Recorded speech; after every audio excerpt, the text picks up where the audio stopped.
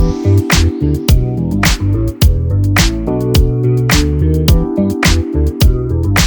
guys, welcome back to another video. Today I'm going to do my 2023 annual budget. I am so excited about getting my budget together for the whole year at a glance because this is the first time that I've ever done this, and to see like the amount that you spend on certain categories over the course of a year is enlightening. Like, it's crazy. So you guys are getting ready to see what our projected incomes are for the year and our projected totals for each one of our categories. I just changed my paycheck budget bill tracker a little bit to add some things that are on our annual budget that aren't on this paycheck bill tracker, like our property taxes. They're not in our escrow, and I think it's because we own our land. We bought it outright and then just financed our manufactured home. So we pay our property taxes outright, our auto insurance, which we pay every 6 months, and then our solar panels, which we haven't started paying on yet because they're not hooked up yet. Yeah. So let's go ahead and get started. The first thing on here is going to be my husband's income. So for the year, this is going to be his take-home pay after his insurance and 401k, and taxes come out $67,600. For me, we're looking at $41,600 after taxes, insurance, and 401k comes out.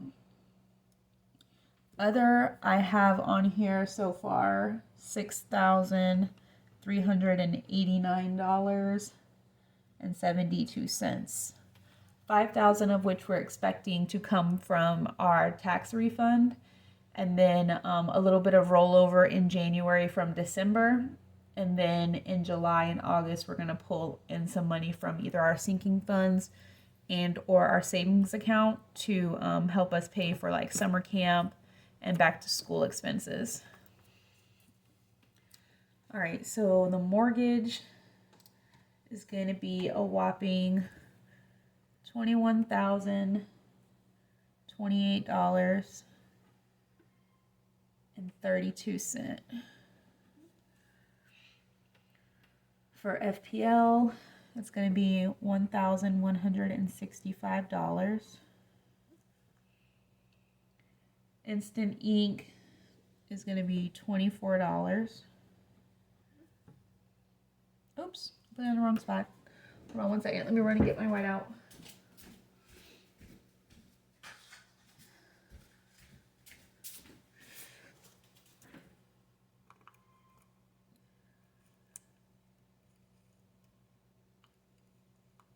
Okay. Instant ink is $24. That's on this next line. Kinetic, which is our internet, is $865.68.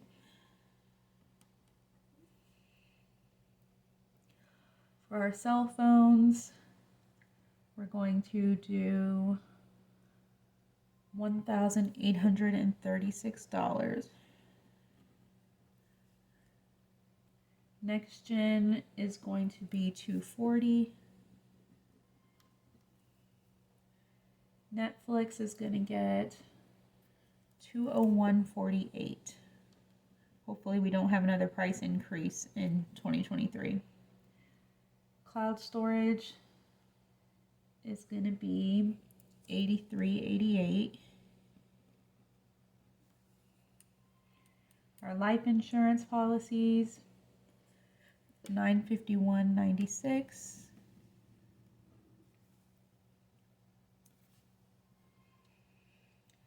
My husband's truck payment, $6,900. Chase number one, $1,248. Chase number two, $1,416. And chase number 3, this is going to be the minimum payment plus like debt snowball amount. Our minimum payment's only $82 a month. So this includes the debt snowball I plan to make for them, or for it. $3,212.34. We currently owe like $6,800. I really want to pay this card off next year, but the way our finances are set up, it probably won't happen. But we'll see. It's going to be a stretch goal. The van is going to be $4,260. One of our VyStar credit cards is going to get $3,600. And the other is going to get $75.23.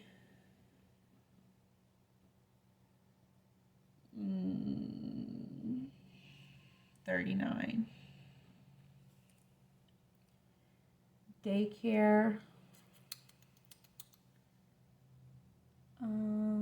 $7,420. Wow, that's a lot. My 3-year-old will turn 4 in October, so I don't know if he'll just be in VPK 3 again because he's not at the cutoff, like the September cutoff for VPK 4. So technically we'll just be paying for daycare another year. I haven't talked to his daycare center about it yet because it's so far away, but I wish we didn't have to pay this much for daycare. He was staying home with me, let me see, 2021. He stayed home with me from like June 2021 through this October. So he stayed home with me a little over a year and didn't go to daycare because I was working from home. But now that I do a different job working from home, and I've been, working and watching him for over a year, I just needed a break. So that's why he's going to daycare now. But maybe if a little more time passes, I'll feel like I could pull him back and keep him home with me to help us save some money. We'll see how it goes. We'll see how my sanity is in a few months. For our tithe, we're going to do $1,800. Okay, so let me add up this income really quick. 67.6 plus 41.6 plus 63.89.72. So that's $115,589.72 for income. And then for these bills, it is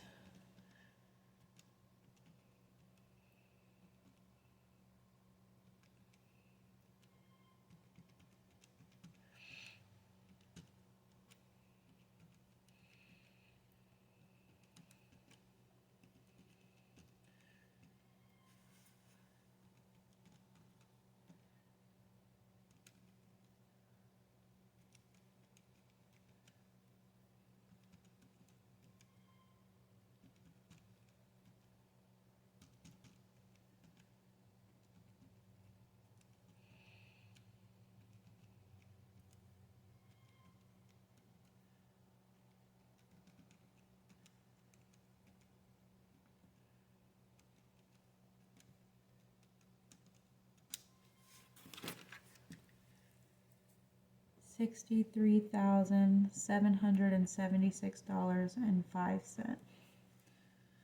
Subtract that from $115,589.72. That's going to leave $51,813.67.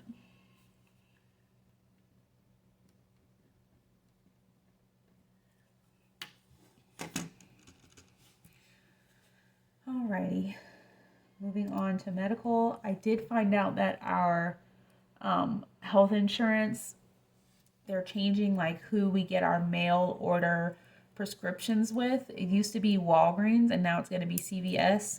I'm not sure if our copay is going to change because of that, but we do get my son's heart medication through the mail service at Walgreens, so I guess we'll see in January how that impacts us.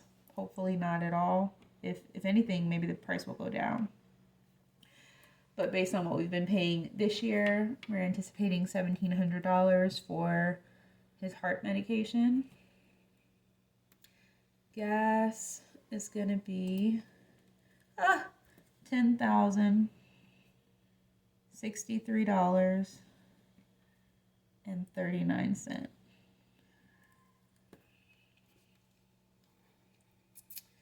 Fast food, $3,150.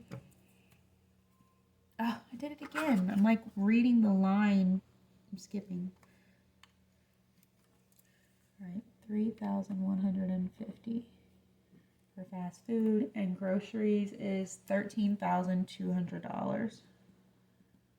And that's if inflation don't keep inflating. You know what I'm saying?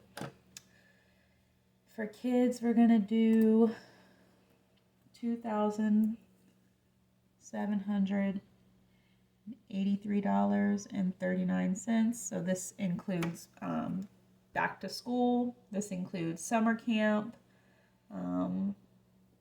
spring break, things I know that we like to do with the kids, like go to the fair, Valentine's Day, things that they have to buy for like their class for Valentine's Day.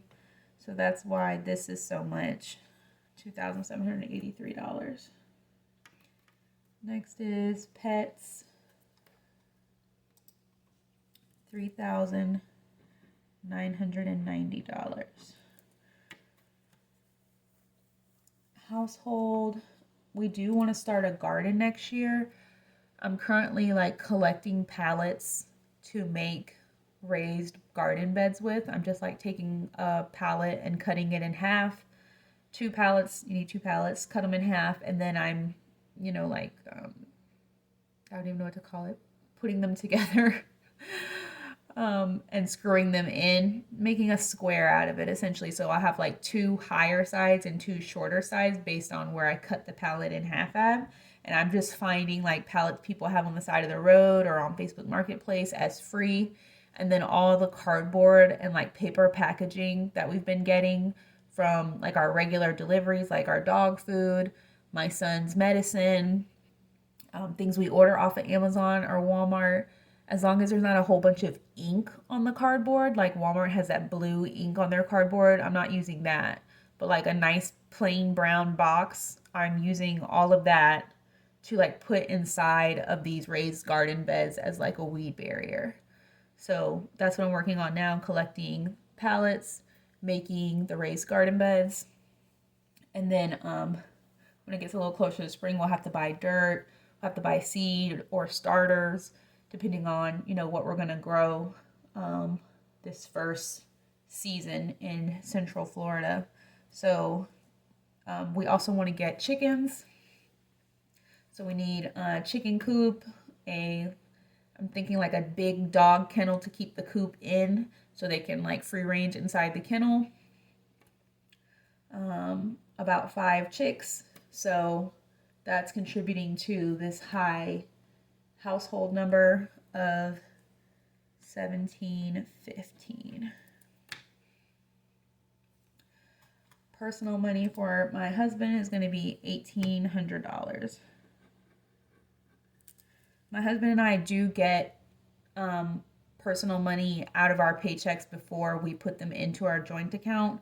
So I don't want y'all to think that I don't get any personal money. I do get personal money. But my husband gets extra personal money because he makes more than I do and he spends more than I do. Like he eats out almost every day because he eats at work. He does work retail, so he's not home a lot of nights to eat dinner with us. He is a smoker, so he uses his personal money for that. He just, needs more than I do, which is fine. So I get to eat out a lot more than he does. So like this eat out money is usually just me and my sons. Like most nights when we decide we want to eat out, it's like a night my husband's not even home, so I'm using up money in the budget that he isn't privy to. So we give him a little bit of extra spending money to make up for that. So let me see how much all this is. 1,700 plus 10,063.39 plus 13,200 plus 3,150 plus 2,783.39 plus 3,990, 1,715, and 1,800. So that is $38,401.78. Subtract that from our remaining of $51,813.67.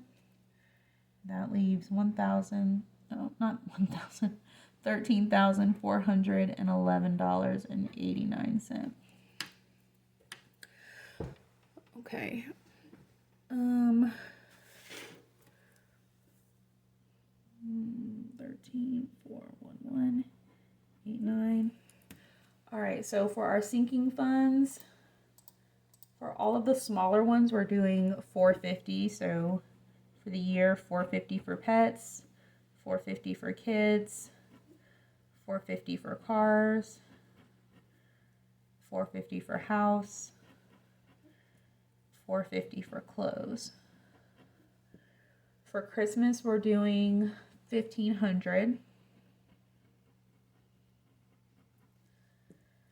Our property taxes, we're doing $2,080.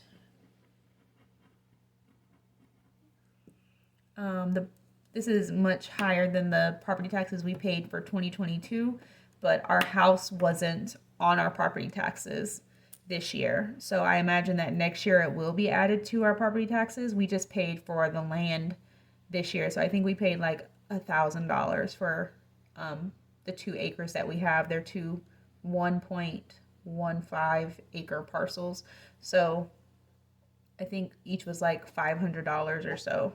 So next year, I'm anticipating another $1,000 once they have our homestead exemption and our house on our 1 acre. Our house is on one of the acres, and then the other side is just land. So we'll see. Hopefully $2,080 will cover it. What is this? Auto insurance. Okay. I'm going to do $2,400 for auto insurance. That's $1,200 every 6 months for 2 vehicles. Add all this up.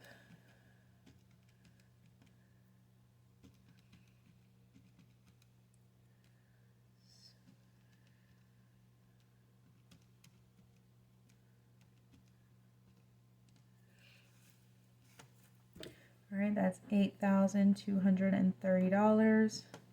Subtract that from $13,411.89. That leaves $5,181.89. For our solar panels, I think we won't have to pay until May, because even once they get turned on, I was told we'll have like 4 months where we won't have to pay. So I'm anticipating the payment starting in May. So that would have us paying $1,920 next year.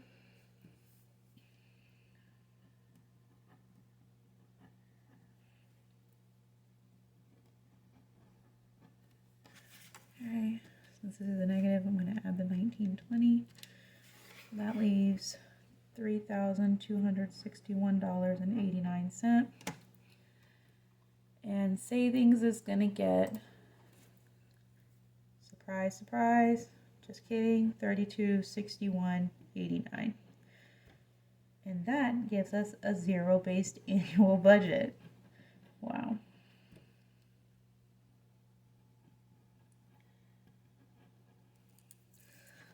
Okay, super. So there's some things on here that we know are gonna, remain constant, like our mortgage and our van payment and truck payment. these credit card payments may fluctuate. Like as the minimum payment goes down, I might adjust how much we have on auto pay, just so we can like increase our debt snowball on the one chase that I really want to pay off next year. Hopefully we are able to bring in more money than, we anticipate, and can increase our savings account and also decrease our debt load. But this is a good budget based on the things we want to do as far as around the house, and obligations we have, such as paying our property taxes and our auto insurance.